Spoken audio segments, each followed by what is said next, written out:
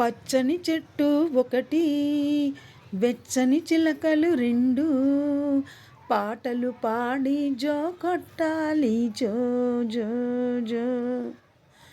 పచ్చని చెట్టు ఒకటి, వెచ్చని చిలకలు రెండు, పాటలు పాడి జో కొట్టాలి జో జో జో. హాయ్ పిల్లలు, హాయ్. ఈరోజు మనము ఒక సింహం ఒక ఆవు కథ చెప్పుకుందామా? నిజాయితీ గల ఆవు కథ చెప్పుకుందామా? అనగనగా ఒక అడవి. ఆ అడవిలో ఒక సింహం. ఆ సింహం ఒకరోజు బాగా ఆకలి వేస్తుంటే అడవిలో ఏదైనా జంతువు దొరుకుతుందా అని ఆశతో తిరుగుతూ ఉంది. ఆ అడవిలోకి ఒక ఆవుల మంద మేత కోసం వచ్చింది. అందులో ఒక ఆవు దారి తప్పి అడవి లోపలికి వెళ్ళిపోయింది. ఆవుల మంద చీకటి పడుతుండటంతో ఊర్లోకి వెళ్ళిపోయింది. దారి తప్పిన ఆవు భయంగా అడవిలో ఊరు ఎటువైపు ఉందా అంటూ గబగబా వెళ్తుండగా అప్పుడు ఒక సింహం చూసి, ఆహా, ఈరోజు నాకు మంచి ఆహారం దొరికింది అంటూ ఆవు దగ్గరికి వచ్చి పెద్దగా గాండ్రించింది. అప్పుడు ఆవు భయంతో వణికిపోయింది. సింహం ఆవు దగ్గరగా వస్తుంటే ఆవు భయంగా, సింహరాజా, నన్ను ఇప్పుడే తినకు. ఇంటి వద్ద ఊర్లో నా ఆవు పిల్ల ఆకలితో నకనకలాడుతూ నా కోసం ఎదురు చూస్తూ ఉంటుంది. నన్ను ఇప్పుడే తినకు.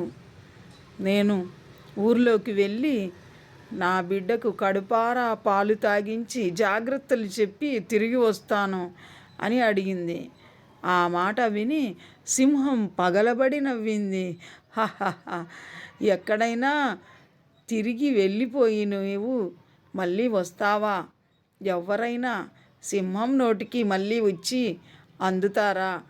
ఈ మాట ఏమాత్రం నమ్మశక్యంగా ఉందా అంటూ నవ్వింది. అప్పుడు ఆవు, సింహరాజా, నేను మాట తప్పను.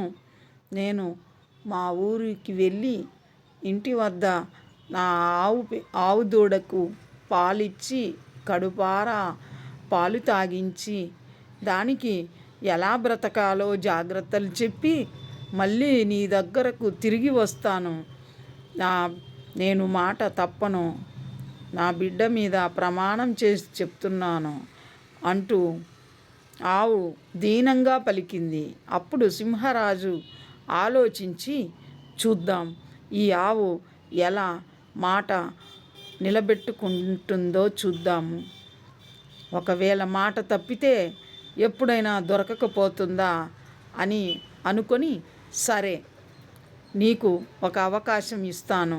వెళ్ళి నీ ఆవు దూడకు పాలిచ్చి వెంటనే తిరిగి రావాలి అని చెప్పింది. అప్పుడు ఆవు సంతోషంతో సింహంను ఊరికి అడిగి కనుక్కొని ఊరిలోకి వెళ్ళే దారి అడిగి కనుక్కొని ఊరిలోకి వెంటనే పరుగున వెళ్ళింది. తన ఆవు దూడను హత్తుకొని సంతోషంగా దానికి కడుపు నిండా పాలిచ్చింది. ఆ తర్వాత ఎలా జాగ్రత్తగా బతకాలో, ఏ విధంగా క్రూర జంతువుల బారిన పడకుండా తప్పించుకోవాలో జాగ్రత్తలు చెప్పి ఆవు దూడకు ఆకలి తీర్చి తిరిగి అడవిలోనికి పరుగెత్తింది. సింహరాజు వద్దకు చేరుకొని, ఇప్పుడు నీ ఇష్టం. నేను నీకు ఆహారం అవ్వడానికి నాకు ఎటువంటి అభ్యంతరం లేదు. నేను నా మాట నిలబెట్టుకున్నాను. నీవు నన్ను తిని నీ ఆకలి తీర్చుకో అని ఆవు చెప్పింది. ఆవు నిజాయితీకి సింహం ఆశ్చర్యపోయి, ఆహా, ఎంత నిజాయితీగా తన ప్రాణంని తీస్తానని తెలిసి కూడా నా వద్దకు తిరిగి వచ్చింది. దీని ధర్మ బుద్ధికి నేను చాలా సంతోషించాను. ఇటువంటి నిజాయితీ ఉన్న ఆవును భక్షించడం సరికాదు అని సింహం ఆలోచించి గోవుతో ఈ మాటలు చెప్పింది. అమ్మా గోమాత, నీవు నీ బిడ్డ వద్దకు వెళ్ళి హాయిగా జీవించు. నీ నిజాయితీకి నేను తల ఒగ్గాను. నీ నిజాయితీ, ధర్మనిరతి ఎంతో ప్రశంసించదగినది. ఆడిన మాట నీవు తప్పలేదు. ప్రాణం పోతున్నా కూడా నీవు ఇచ్చిన మాట నిలబెట్టుకున్నావు. నీవు ఆదర్శప్రాయమైన జీవివి, ధర్మమూర్తివి. తల్లి, నీవు నీ బిడ్డ వద్దకు చేరుకొని సుఖంగా జీవించు అని సింహం చెప్పింది.